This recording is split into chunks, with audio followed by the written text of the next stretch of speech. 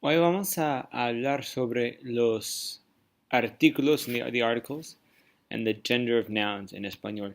This is kind of a fun PowerPoint I got from online at Teachers Web. So go ahead and start. And today we'll go with Diego. This is el amigo de Dora la exploradora. So today we're going to talk about two things: the gender of words.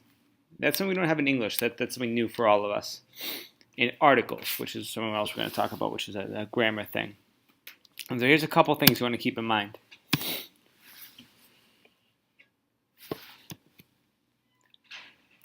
So first, it's important to know that everything in Spanish, every noun, every person, place, or thing in Spanish has a gender. And there's two genders in Spanish. There's masculine and feminine. So here's a list of masculine nouns. You don't know all of these words, but look for the patterns here. El abogado, el libro, el chico, el baño. El abogado, el libro, el chico, el baño. What do you guys notice is all the same? Well, first, hopefully you guys notice the el. These all have an el, and they all end in o. So most masculine nouns are going to end in an O.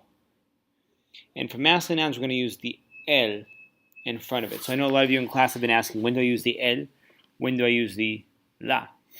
For the most part, for masculine nouns, when a noun ends in an O, like libro, you're going to use el.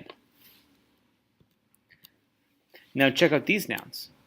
La casa, la maestra, la chica, la doctora. What is alike in these?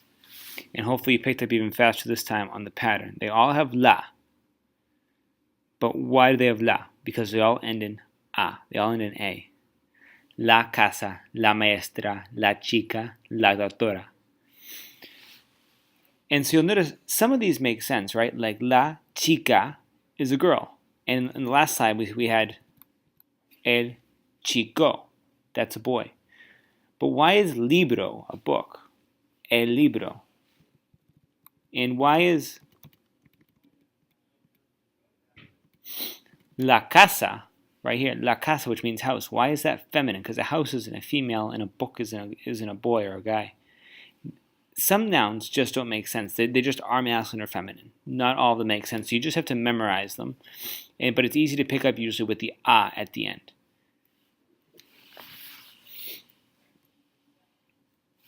So here's the rule in general. Masculine nouns generally end in O, and feminine nouns generally, almost always, end in A. And here's a couple more examples. El diccionario, el secretario, la computadora, la profesora. So whenever you have a noun that ends in an O, you're going to use el in front of it, for the most part. And whenever you have a noun that ends in an A, you're going to use la in front of it, for the most part. El and la are the articles. They both mean the. They both mean the, T-H-E, the.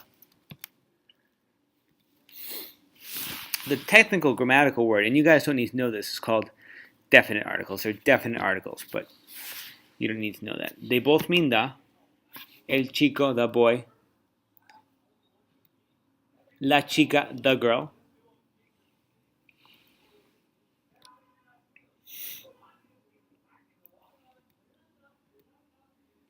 There are some exceptions, though. There's some weird words in Spanish that can be feminine or masculine. For example, this is one example we're going to see a lot. One more we're going to see a lot. Estudiante. Estudiante means student. You can see it ends in an E, so it's not going to follow the regular pattern. So how do you know what to put in front of it?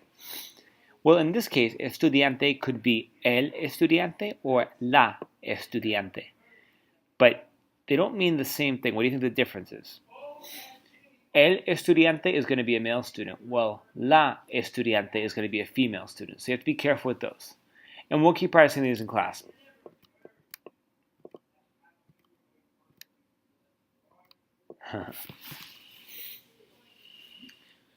Like I was saying earlier, you can't predict the gender of a noun, except in the case of living creatures. For example, el chico and la chica. It makes sense. La chica is a girl. She's feminine. She's a girl. El chico is a boy. He's masculine because he's a boy. Don't look too deep into why something's masculine or feminine if it's not a living object. For example, el libro, the book, or la computadora, the computer. There's really no rhyme or reason why it's feminine or masculine. They just are.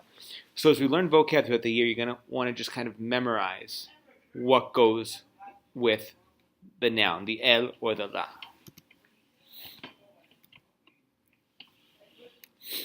Here are some examples. Do you think the Spanish word for dress is masculine or feminine? You probably think it's feminine because normally girls wear dresses. But the word in Spanish is el vestido. No rhyme or reason, it just is. But the rule still applies. You'll see it ends in an O, so we have the el in front of it.